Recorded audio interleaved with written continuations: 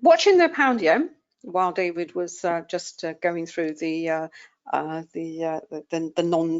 features of the non-time-based charts, and in fact, using a non-time-based chart is probably the way that you would have to approach the kind of move that we are seeing at the moment on the pound yen. The issue is this: we all come to our trading terminals at all different times of the day, and for us at night, different sessions, as it were. When you've had a strong move, unless you use limit orders, unless you've done your analysis on maybe a 30-minute chart or an hourly chart, and you put some limit orders in, and you just let them, you wait to see whether they are filled or not. The vast majority of traders actually trade using market orders, and they trade the faster time frames for all sorts of reasons. So we've had the pound yen, and we can see it's had this tremendous move higher. It's played a bit of catch up, as I said, on the Aussie yen and the New Zealand, and we know the reason why, because we're now into the London session, so the pound is going to be the prime currency, as is the euro. So what do you actually do? And you think, well, this fantastic trend has happened. Do I then wait for a reversal, or do I think possibly, because the markets are going to carry on higher for the rest of the day, is the pound yen going to be the pair where that sentiment is going to be expressed? Or maybe we're going to get another rotation. As I said, the euro yen hasn't really done very much, or is it going to be one of the other yen pairs, perhaps the Aussie yen or the New Zealand yen having had a bit of a pullback? Then we're going to see a continuation of trend. It's something you have to sort of get clear in your mind. And it also comes down to is whether you prefer to take reversals, in the sense that something is going up or going down strongly. No, you're not going to try and join that trend. You're actually going to wait and trade that reversal. Is that, as I said, the reversal from the primary trend, or are you going to wait for a point? What is the point? At which stage in this move higher is it going to be? Is it going to provide a potential entry to rejoin the primary trend? And this is where using, as I said, a non-time-based chart such as a Renko will help, because what happens with Renko, and probably you can see it better on the MT5 platform that I've got over here, it's slightly clearer. This is the move that we've been seeing at the moment. This was a little pullback within that move, but it wasn't a tradable pullback. Why? Well, if you have our indicators, these trend dots, what we wait for is a change of color into the blue. We had into the red, rather, before to the downside. We had the grey, which is congestion. Then we had some red dots here, yes, but they appear at the bottom of the brick, which tells us that this is not going to carry on lower. We've also got a pivot come in, but importantly, this indicator, the trend monitor, did not change color. Now we have another attempt at a potential reversal. So if you thought, right, okay, well, that's awfully interesting, I think that move is done. For whatever reason, you've done your analysis on the other charts, and I'm looking for that turn, that reversal that will give me a potential trade. Well, you have to wait. You're just going to have to be patient. And also, what you also have to look at is where support and resistance comes into. Now, looking at the daily chart, what's interesting about the daily chart about the pound yen is actually hit. This piece of price action has taken the pair to the volume point of control on the daily chart. Now you think, well, why is that? Why is that significant? It's significant because this is an important region in terms of both of resistance for this pair. So the expectation is when you hit such a significant volume-based resistance on a slower time frame, the chances are we may see a little bit of congestion before you have a breakthrough. And to break through such a strong region is going to take an awful lot of buying, which also means that we're going to have to see some positive sentiments towards the British pound, and also the equities are going to have to carry on higher. And I just want to see if I can find my, where's it disappeared to? Where is it? Hold on a second. What have I done? There we are. Yes, this is where your support and resistance levels come in, because price action, as I said, doesn't matter how you measure them. We use price-based support and resistance through the lines that you see on the charts, the MT5, the MT4 version, as we can see here. You have slightly thicker lines to tell us that there's a stronger region, and we have this this dashed line to tell us that it's, that it's not such a strong region. What we've also developed is an indicator based on Camarilla, where we have 6 levels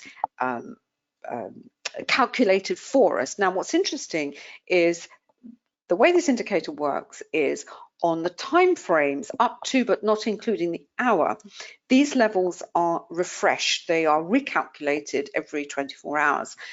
What's interesting with the pound yen is that the pair has actually blasted through the R6. The R6 is the last level, so it's actually gone straight through that level. And, so the question is, well, where's it going to go after that?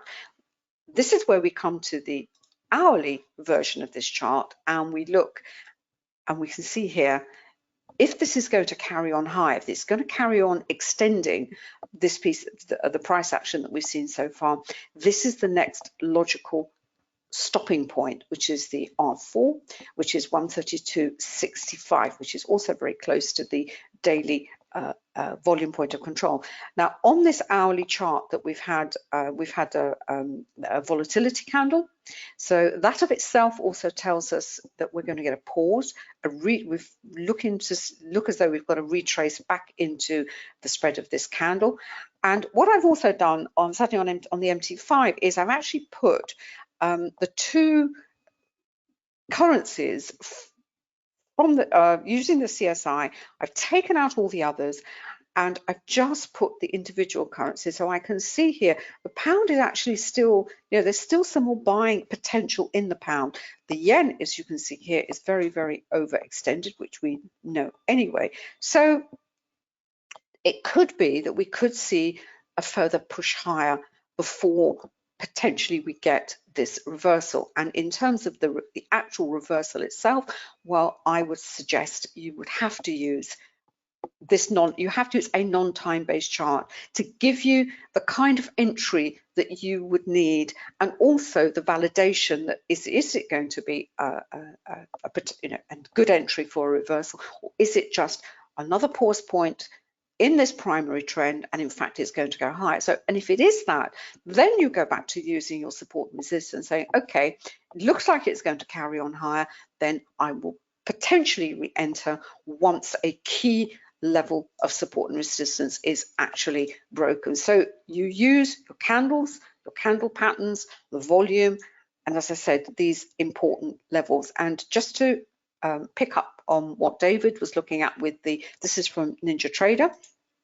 What I've done here, this is our tick speedometer. It's only available on Ninja Trader. The platform, the way the data is delivered on MT4, MT5 does not allow us to develop an equivalent indicator. So we're very sorry about that. It's going to be available for, it's a TradeStation, David, yeah? We do it on TradeStation. It does need a more sophisticated platform. But what this does is, as I mentioned in one of our sessions last week, we have no way on a time chart of being able to gauge the strength of activity, if you like, the noise of the market, similar to the sort of pits, that the old-fashioned pits, when if the pit was noisy, traders were shouting and yelling, then we know there was a lot going on. There's a lot of activity going on. You can't get that from a time chart. A 1 minute candle will complete in a minute. A 5 minute candle will complete in 5 minutes.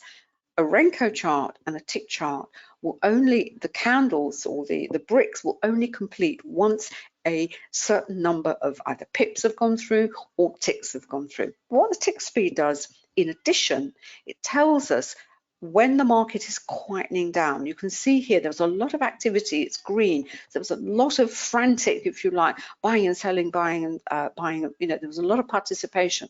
Then under that, under this candle, it went very, very quiet. Everything just you know, the volume was turned down, if we use the word volume, as it were. But volume, you should also see as participation. Is there the, you know, are the traders out there to make something happen? You can't see that, you can't tell just by looking at a time chart. And we can see here, if that was going to carry on lower, we really want to see, you know, we want to, markets fall faster than they move higher. You know, that's quite unusual. We have volatility, a lot of participation driving this higher, but reached a point of this volume resistance here, you know, hasn't gone any further. It's calmed down, it's quietened. Now it needs to sort of wind itself up again, and we need to get some energy coming into this market. And you know, from what it looks like this pair doesn't want to fall. It doesn't seem to want to reverse, and we can see that by looking at the Renko, and by looking at our support and resistance levels. We know where potentially it could be heading and where we could get a reversal. The R4 and the equivalent S4 are very important levels on the Camarilla. It's where you get, if it goes through, it will often break through, then it will come back to retest. But if it manages to get through on good volume, the chances are it will carry on higher. So how you play the price action that you see on the chart at the moment is down to you. I know that sounds, you say, well, you know, can you not just tell me? I can't, because I don't know what kind of trader you are. I don't know whether you like to just take some quick and dirty reversals, you like to get in and come out quickly. Are you thinking, yeah, I've got this, you know, this move has developed. You are slightly, you take, you're on these slightly slower time frames, and by slower, it is, you know, I mean, it is all relative here. We're talking the tens, the half hours and the hours. You think, no, this is just a secondary trend, a minor trend. I think this is going to go high, but I'm going to wait for the setup. I'm going to wait for that pullback to either be validated or not, and then using my support and resistance, see how much more room this trade has to move, as it were. I know where my levels are, and possibly take a trade in the direction of the trend. I think that's it. And if you have NinjaTrader, I'm also aware whether I've got a lot of participation behind me, or is it it might sort of drift up there. Do I really want to be you know, in that kind of market environment where it's, you know, this, considering this is London, you would expect a lot of traders, you would expect a lot of green, a lot of amber. Don't really want to see red in the London session, because it's not, it means that a lot of traders are sitting back and just kind of letting things happen. Also explained by the fact that there's not much fundamental news today. We're at the end of the month. There'll be a lot of you know, squaring of positions. You often get that. So you really have to judge what is happening on the chart, and also keep an eye out and an ear out for overall market sentiment, in particular to do with the virus. You know, are we getting vaccines? Are we not getting vaccines? Just to see what, because that will also affect the price action that you see on the chart, particularly when there is no particular fundamental news. What is also interesting, if there's no participation in the downward moves with this indicator, you know, there's no volume under there, it also tells you it's an anomaly. It's not going to go very far. We had a message, I had a question here from someone who said, well, you know, looking at historical, looking at, will this happen, that happen, you know, what happens when you're in the live edge of the market? Well, to be honest, you have to recognize the anomalies. The anomalies happen all the time. You know, by looking at the examples that we show you. If you have the example, there is a book on Amazon of all examples of different kinds of anomalies in all different time frames. If you study that book and you study the charts and you look at the anomalies, why did that not play out? They repeat. When you see them in real time, you will not be surprised. So if you're in an uptrend and you see what looks like to be a reversal, but the volume doesn't support that reversal, then what is there to worry about? You know it's only a minor secondary pullback. You can stay with the move. That's what anything else you'd like to add to that, David? No, fine. I've answered the questions.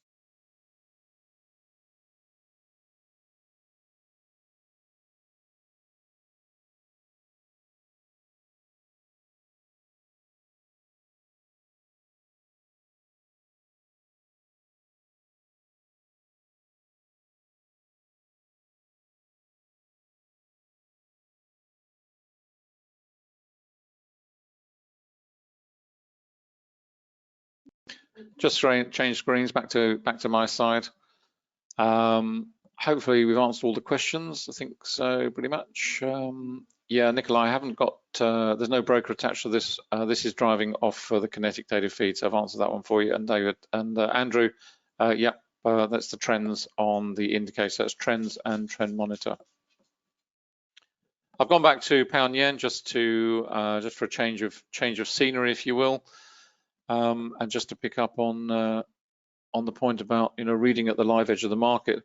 What we recommend, certainly in the Forex program and to all our students, is that if you have the time, the best way to learn is to actually sit in front of a chart, a fast chart. This is 15 seconds, but certainly in terms of MT4, for example, or MT5, you have a little bit more choice, but MT4, pull up a 1 minute chart and start reading the chart at the live edge of the market. And when you start to see things happening, that is when you start to appreciate the power of the methodology and what it actually reveals about what is going to happen next. And then you pull in all the other elements alongside, which Anna's explained in the last sort of 5-10 minutes, about support and resistance, about candles, about candle patterns. We've talked a lot about looking at multiple time frames. It's just these are key planks of trading, and it's just pulling it all together. But the underlying is always the volume price analysis methodology, which tells you what is going to happen next. And if you can program that into your understanding of market behavior, then it removes the emotional trigger, the emotional response that is, oh my God, why did that happen? Panic, panic, panic, close out. And it comes back to what I said earlier about holding a position and maximizing profitability. That's what this business is all about. We're going to have to wrap up now and run. I think just pull that up very quickly. Just to run through where all the bits and pieces are. This is Anna's site, so you'll find all the details, latest posts, you'll find all the books there as well, and links to all the various other sites also.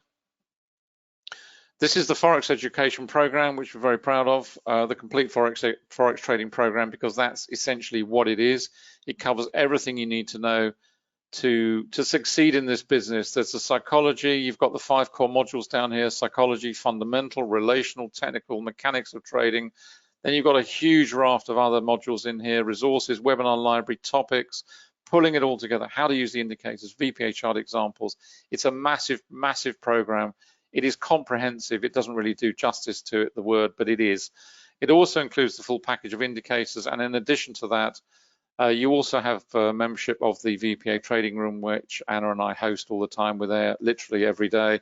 So you can ask questions, you can talk to fellow students. It's very supportive, very friendly, and we have a lot of successful traders in there. So you are more than welcome to join. As I say, it does include the full package of indicators. We've got MT45, NinjaTrader, TradingView, not quite the full package, but we are working on that. And then, of course, we will be adding TradeStation as well to that particular program. And I haven't got the indicators up. Oh, yes, I have. Sorry, over here. And there we are. You can find all the details on the indicators here. It's quantumtrading.com, MT45, NinjaTrader 78, TradingView, TradeStation is coming soon. And then we will be working on updating the TradingView indicators, hopefully to put all the other indicators into that particular package, so they'll be equivalent. And then we will be working thereafter on multi-charts. TradeStation is basically 2 platforms. It's 9.5 and 10. Version 9.5 is the partnership between TradeStation and interactive brokers. So if you have an interactive brokers account, you can run it through TradeStation, you can trade through TradeStation, you have all the advantages of TradeStation allied to the massive strength of interactive brokers and the spreads that they deliver through all the various markets that you can trade. So it's a fantastic combination. So that's 9.5, and then we have TradeStation Securities, which is version 10, which has all the bells and whistles, radar screen and everything else, which is immensely powerful and just an amazing platform to trade through. So that's us done. Thanks for coming along today. I hope you've enjoyed it. We will see you again on Thursday afternoon, 5:15 our time for US futures. If not, we will see you same time next week for the Forex session at 7:45 London time. So thanks again. Stay safe. Hope you're all keeping well. And we will be back on the Forex session next week and the US futures session on Thursday. So see you then, and bye for now.